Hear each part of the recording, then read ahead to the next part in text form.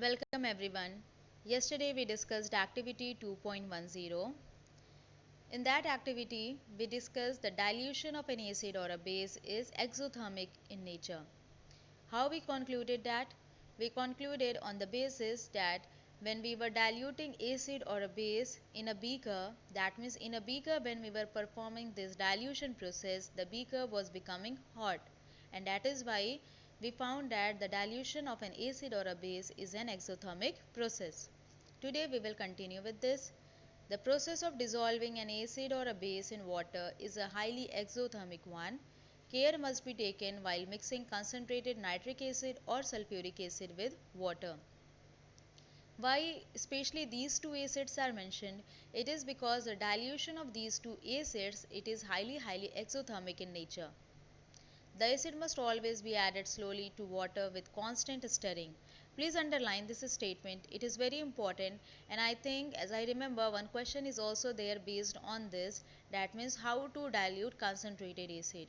So when you have to dilute concentrated acid, always you have to add acid to water, and that too very slowly with constant stirring.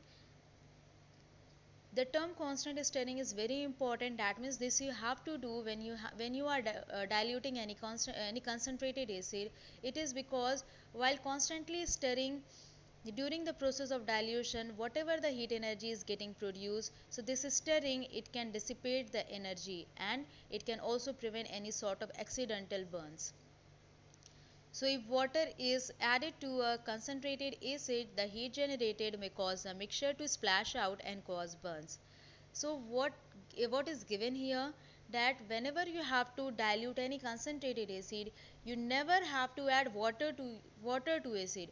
You always have to add acid to water, because actually what happens if you are adding water to acid, a very large amount of heat energy will get produced at once. So that is what it is given here also. If water is added to a concentrated acid, the heat generated may cause the mixture to splash out and cause burns. So why the mixture it may splash out and why you may get burn? It is because a very large amount of heat energy will generate at once. So this glass container may also break due to excessive local heating. So local heating here means excessive local heating. That means a very large amount of heat energy is produced. The term local heating is used here because that heat energy, it is getting produced by the process of dilution only. So that is why the term local heating is used. Look out for the warning sign on the can of concentrated sulfuric acid and on the bottle of sodium hydroxide pellets. So the sign which is given in figure 2.5, you can easily find this on the bottle of concentrated sulfuric acid. And why the other compound is also mentioned here, which is sodium hydroxide? It is because sodium hydroxide is an example of very strong base. Mixing an acid or base with water results in decrease in the concentration of ions, both hydronium ion as well as hydroxide ion per unit volume. Such a process is called dilution, and the acid or the base is said to be diluted. See, actually what happens in case of concentrated acid, the amount of water, the volume of water which is present is very small. But if you are diluting the concentrated acid, what you are doing, you are adding more and more water, you are adding more volume of water to the fixed or to the particular amount of ions which is present.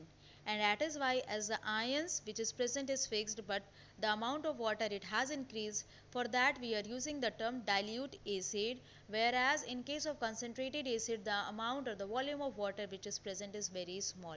And that is why here it is given that when you are diluting the acid or in diluted acid, there is a decrease in the concentration of ions per unit volume because you are increasing the volume of water.